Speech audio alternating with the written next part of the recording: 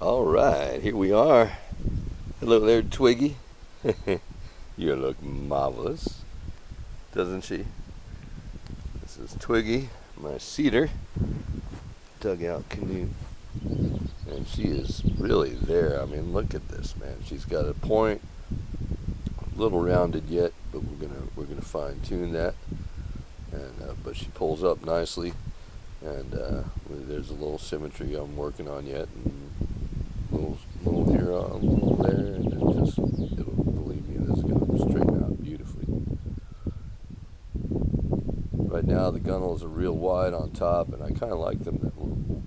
I like them like that for comfort and for carrying. So there's a likelihood that I'll keep them somewhat wide, not quite as wide as they are, but a couple inches anyway. And they will have a lip, and I recall now that I do indeed have paddle stows and a mast stow in this canoe. I'm giving it the works because it's going to be my canoe, or that was the plan. Still may be. Somebody's interested in buying her, but we shall see. We'll see how it all works out, but I get the paddle first anyway, so. And boy, we're going to have a good paddle. Oh, I can't wait to get in this canoe. Well, I got in her already. And this one, let me see the stern here. The light is tough, like always, if I'm in a natural canoe camp, because I got a lot of trees and the sun and the trees make for an interesting picture. But man, she's done that look good. Oh man. And here we go. Starboard side from the stern. And yeah, you can see the paddle stows in there on that side. And what the heck? Let's get on in. Oh, look at that. I'm going to sit up top. Just because I can. The first canoe that I've had that I could actually sit on the top of the stern. And it's almost done, and I may be able to do this on the water and have that kind of commanding view, which is exceptional. You wouldn't want it all the time. You know, I'm up too high. I mean, I'm literally, the canoe should want to flip, but it probably won't because it's so wide. And she's going to be very stable, and I like them like that because I like them on the water all day. And it's a lot better when they're stable. You can see the big crack in her bow there.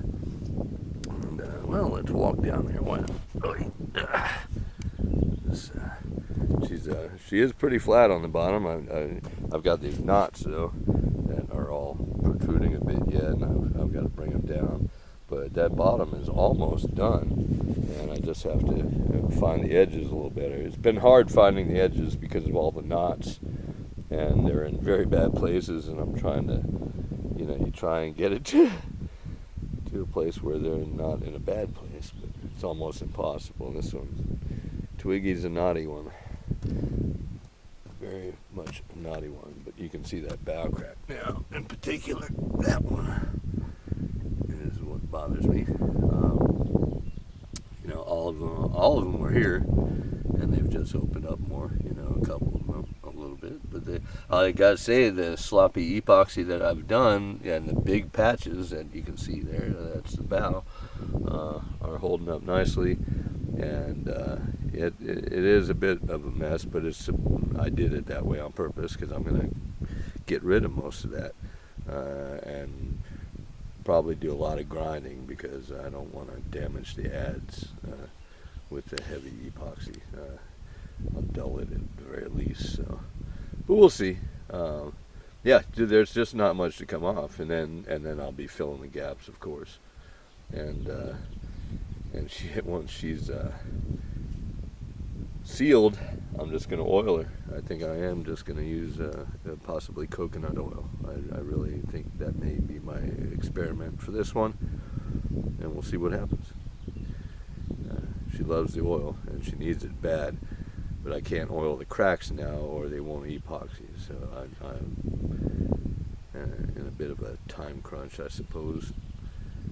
Not really, because she'd been sitting like this for so long. This is how she cracked out, and I just have to manage it now. Anyway, that's the view from up here. I'm standing where the boundman would be, and he could probably do this on the water. How about that? That'd be cool. Anyway, canoe, canoe.